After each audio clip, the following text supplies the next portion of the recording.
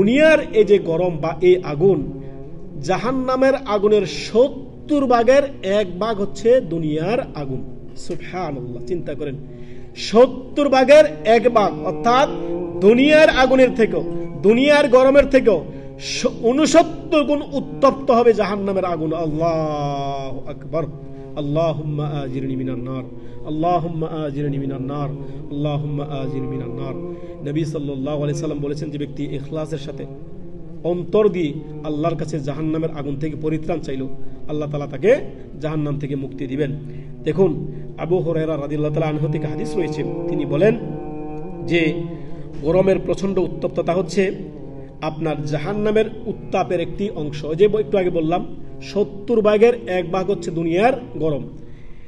জাহান্নাম রব্বুল আলামিনের কাছে নালিশ করলেন যে হে আল্লাহ, আমার একটি অংশ আরেকটি অংশকে গ্রাস করে নিয়েছে। সুবহানাল্লাহ, মানে জাহান্নামে যে উত্তপ্ততায় একটি অংশ অপর অংশকে যেমন খেয়ে ফেলবে এমন। আল্লাহু আকবার। এই মর্মে আল্লাহ সুবহানাহু ওয়া তাআলা সূরা তাওবার ৮১ নম্বর আয়াত আল্লাহ তাআলা বলেন, জাহান্নাম সম্পর্কে মানুষের কি ধারণা? সুবহানাল্লাহ, হে নবী, আপনি তাদেরকে জানিয়ে দিন। কি? কুল নারু জাহান্নাম আশাদ্দু হাররা, যে জাহান্নামের উত্তপ্ততা, জাহান্নামের আগুন অধিকতর গরম হবে। আশাদ্দু হাররা, সুবহানাল্লাহ, লাউ কানু ইয়াফকাহুন, যদি তারা জানতো, যদি তারা বুঝতো জাহান্নামের আগুন কত উত্তপ্ততা। দুনিয়ার এই সামান্য গরম, দুনিয়ার এই সামান্য উত্তপ্ততা, গরমের ৪০-৪৫ ডিগ্রি সেলসিয়াসে আপনার মানুষ দিশেহারা। আজকে দুনিয়ার এই সামান্য গরমে মানুষ আজকে দিশেহারা হয়ে যাচ্ছে। কি করবে মানুষ? মানে দিক বেদিক হয়ে উঠতেছে। সুবহানাল্লাহ, মানুষের অবস্থা নাজেহাল। আর সেই জাহান্নামের কথা চিন্তা করুন, আল্লাহ বলছেন কুল নারু জাহান্নাম আশাদ্দু হাররা, যে জাহান্নামের আগুনের উত্তপ্ততা কত কঠিন আর ভয়ানক, কত ভয়ঙ্কর হবে জাহান্নামের আগুনের। সুবহানাল্লাহ, দুনিয়ার আগুন থেকে ৬৯ গুণ বেশি উত্তপ্ততা হবে জাহান্নামের আগুন। সুবহানাল্লাহ, মুহূর্তের মধ্যে পুরো শরীরকে ঝলসিয়ে দিবে। আল্লাহু আকবার। আল্লাহুম্মা আজিরনি মিনান নার, আল্লাহ আমাদেরকে জাহান্নামের আগুন থেকে আল্লাহ আমাদেরকে রক্ষা করুন। দেখুন, জাহান্নামকে আল্লাহ তাআলা আপনার অনুমতি দিলেন।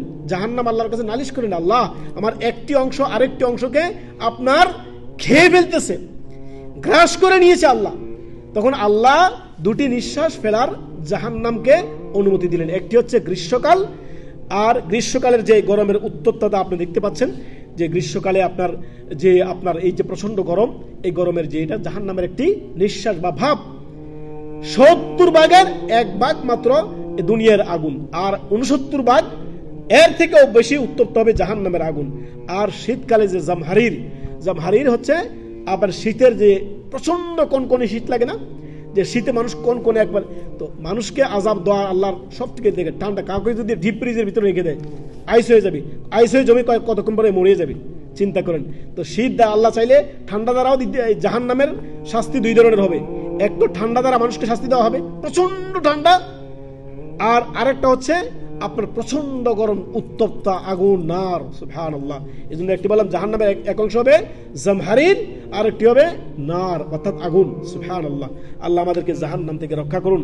দুনিয়ার এই ছোট্ট এই যে ক্ষুদ্র যে গরমে আপনি দিশেহারা, আর জাহান্নামের কথা কখনো চিন্তা করেছেন?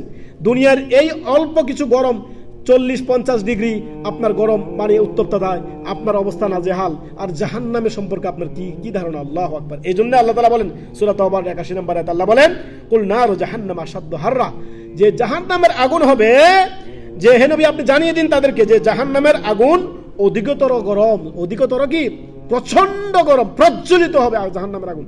আল্লাহু আকবার, আল্লাহু আকবার। আল্লাহ আমাদেরকে জাহান্নাম থেকে মুক্তি দান করুন।